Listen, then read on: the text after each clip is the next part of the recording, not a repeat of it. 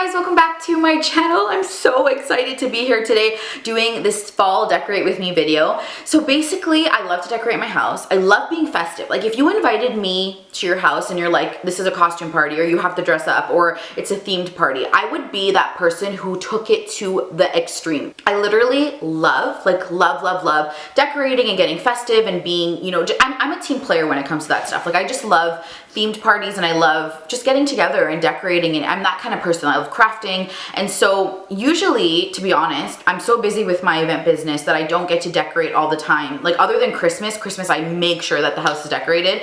But you know, like through the season, sometimes for spring you want to just spruce things up, or for fall, or you know, whatever season, whatever event is going on, you just want to add a little pizzazz, like a little, like a bam bam here and there, right? Usually I'm so busy that I'm not able to do that. But this year, the whole world basically is like, does this year even count? I don't even know. But anyways, this year, apparently, you know, the whole world went crazy and we're in a global pandemic. And so because of that, I have a lot of time and my event business has slowed down significantly.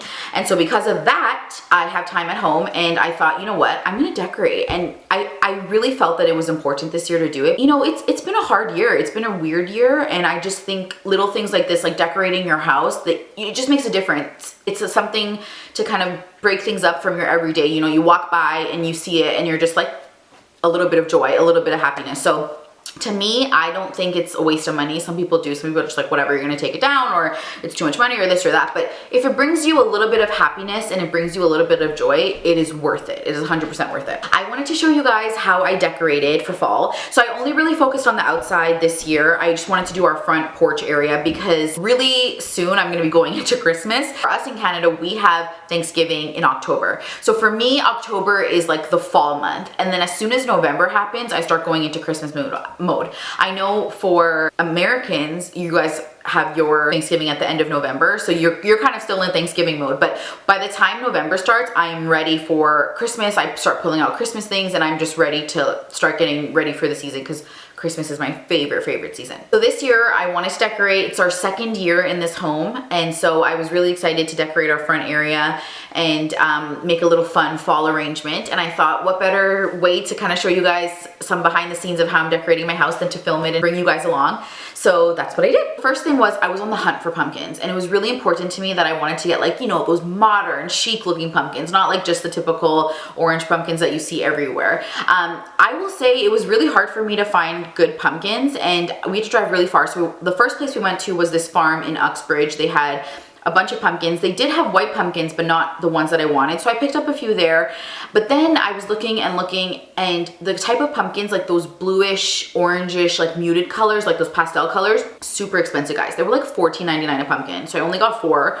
And I'm just like, I want to do this. I want to decorate my house, but I don't want to spend a lot of money. It doesn't make sense because first off, I'm decorating the front of my house, so I'm not even going to see it like all the time. Secondly, it's perishable items, so I didn't want to spend like hundreds and hundreds and hundreds of dollars and then, you know, like it die or I can't reuse it and things like that. Anyways, sorry, I'm digressing, guys. Like, I'm just letting you know that I was trying to do this in the most cost-effective way possible because I wanted everything to look beautiful, but I didn't want to spend $1 million, which I'm sure a lot of you can relate to. So I kind of caved, and after refusing to buy those specialty pumpkins, I did go to the supermarket and I bought a few of them. I bought 4 of them, like 2 bluish ones and 2 muted orange ones. And then I went to another grocery store that was selling them for a bit cheaper, and I got another set of white pumpkins, like the bigger white pumpkins, and I got some like round flat orange pumpkins because I thought I needed some bulk in there to kind of spruce things up. Okay, so this is our pumpkin haul. Some of the white ones, some of the specialty ones, more of the white ones that you guys saw in the clip, and then we have some specialty ones in the back. Now we have to wash them all. You can definitely just take the pumpkins, put them on your front porch and call it a day. But I know from research and just from just knowing pumpkins and working with them in the past before that you have to kind of condition them to make sure that they last as long as possible and they don't go mildewy and fungusy and things like that. So comes the process of how to clean your pumpkins. And this is how we are moving the pumpkins behind the house. This is our backyard, so I can wash all the pumpkins. Wash that blanket too. Okay. Whew. This is a workout. So the first thing that I did was I filled up a big tub. We have this big bucket. I filled it up with water outside in our backyard. After that was kind of filled up and ready to go, I then sprayed all of our pumpkins with water. So basically I gave them a good rinse, like with the highest setting nozzle I could find, kind of showered them all down, removed any, you know, stickers or anything that was on there from the grocery stores, gave them a scrub so that any of the loose dirt that was on there wouldn't go into the tub once I put the pumpkin in there. Once that was done, I added some bleach to the water. So I think like a good ratio, like honestly, like I just eyeball everything, but I think like a good ratio is like maybe like 10 to 1. So 10 parts water, 1 part bleach. My bleach was almost done, so I literally just emptied out the bucket. What is it called? What is it called? The jug. I emptied out the jug into the bucket of water. Once that was done, I took each pumpkin after it was initially washed and scrubbed, like to get the dirt off, put it in the bucket with the water and the bleach, and I kind of just started wiping around, scrubbing the pumpkin. So I wanted the bleach water to go all the way around. One thing I will say is make sure that when you're scrubbing these pumpkins, you don't forget like the little nubs at the bottom, the little nubs at the top. You want to make sure that you're getting all the crevices, like go in the indents throughout the sides of the pumpkin. Like just try to make sure that you're scrubbing it really well and that you're scrubbing the pumpkin throughout the whole pumpkin and not missing any sides, because the whole point of this is you want to make sure that everything is covered and everything is cleaned off so that there's no bacteria that can grow on the pumpkin. Once you finish that, like once you get all of that done, you do all of the pumpkins, I just literally took them down, put them right beside me, and then I gave everything a good spray, making sure that when I'm spraying the pumpkins, once again, I don't just spray from the top, but I also lift them over, spray from the bottom, spray from the side. You just want to make sure that all of the bleach water is off, because you obviously don't want to leave the bleach on the pumpkins, but you're just making sure that, you know, obviously it's clean. This step will preserve the pumpkins a lot longer than if you just put them on your front porch, but honestly, it was a lot of work. My back was really hurting from bending. Some of the pumpkins were so extremely heavy, so I had to have help at the end for Brian and me to kind of put them into the house. But I will say it is a lot of work. Maybe sit down and do it. I was kind of bending over, so maybe next year I would like sit on a crate or do something like that. But brace yourself, guys. That's what I will say. I didn't realize how much work it would be and how tiring it would be. Once they were all showered, we brought everything inside. Okay, all the pumpkins have been washed. I really dirtied up my floor with my shoes, so I'm gonna have to clean that later. But here are the pumpkins. They are chilling and they will dry and we will see them tomorrow. Then it was time to work on getting other elements started for the front of the house. So that was the mat situation that I'm gonna explain to you now. This was the mat from the front. As you can see, it is really beat up and really dirty. So I'm going to give it a little power wash and see if that will help kind of get all the dust out.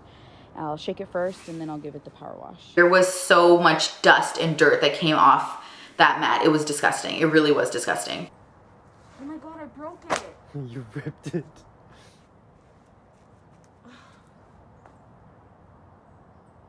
No point in cleaning, just chuck it. Should I get another one? Yeah. Where'd you get it from? IKEA? IKEA. Oh, let's chuck it. Okay guys, that was a fail. I ripped it.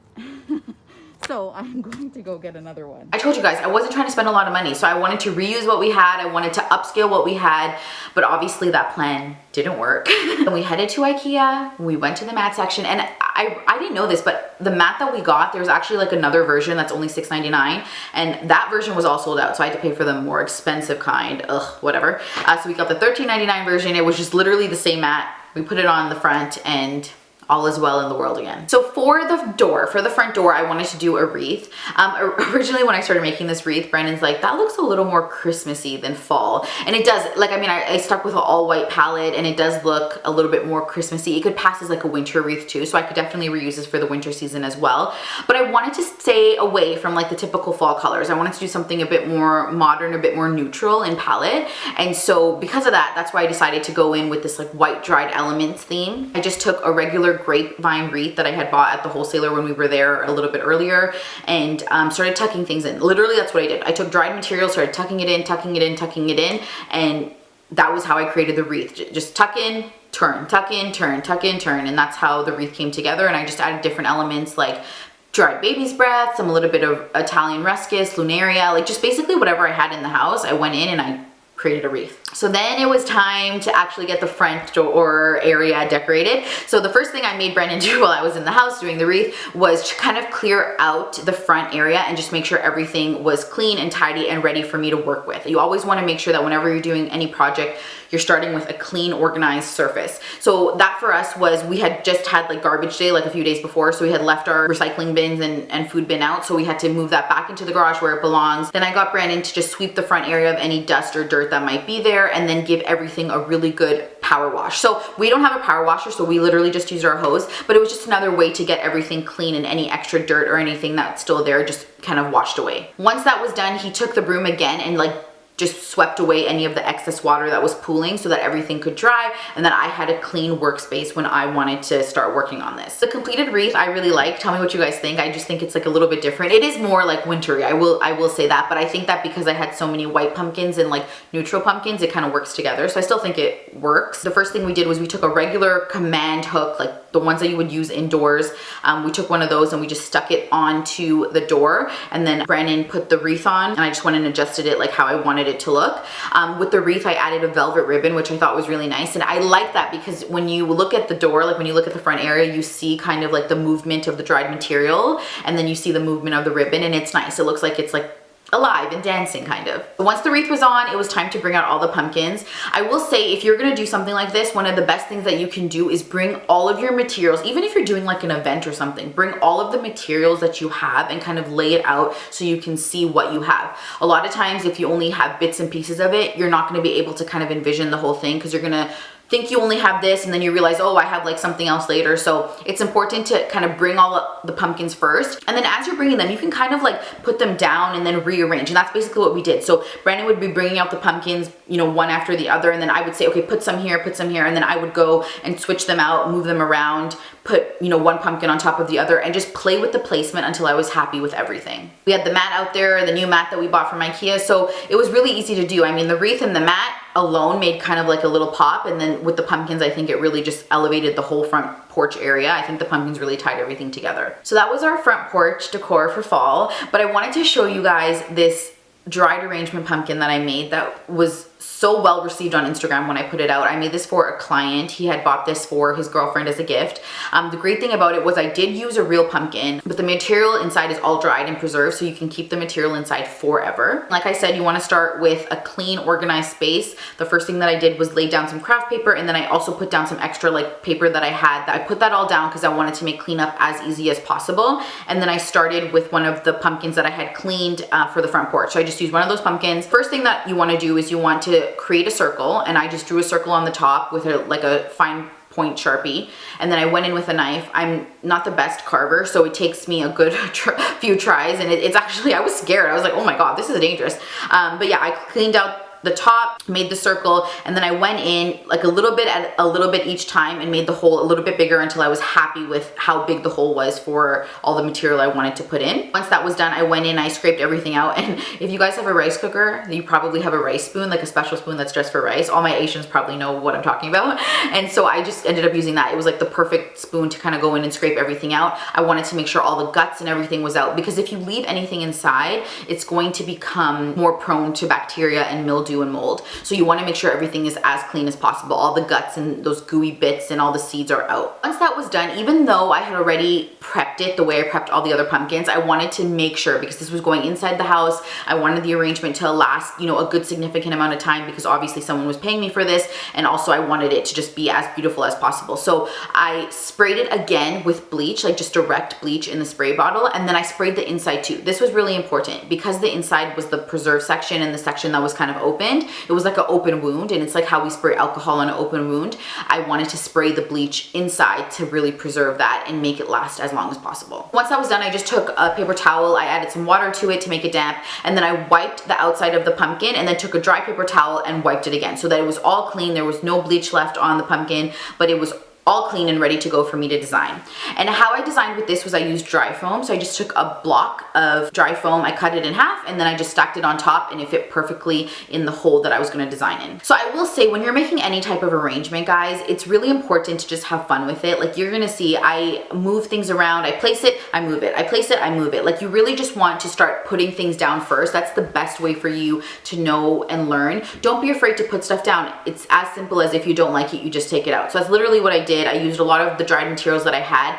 Anything that was bigger, like the big palm leaf, I tried to put first, so I kind of had a general shape and idea of how I wanted the design to look, and then I would go in, you know, and move the little parts around because I wanted to add, you know, like dimension or fluff or whatever I wanted to do, just make it a little bit different. This was really fun because I got to use some really beautiful dried material that looks good, I think, in any household. Hey guys, this is the completed pumpkin. We have some preserved hydrangea, pampas grass, lunaria, preserved ruscus, palm leaves, bunny tails, so many feathers. I'm really happy with how it came out, and I still got to add on the wooden beads, but this is her in all its glory, and I will show you the back. So on the back, we focused on just pampas grass because nobody's going to really see it. So this is the back. It has the mark. And that's the pampas grass, but I'm very, very happy with how, with how it came out. So I feel kind of silly even showing you guys how to make these beads because they're literally wooden beads on a string. But for anybody who's like, okay, let me just see what you did, this is what I did.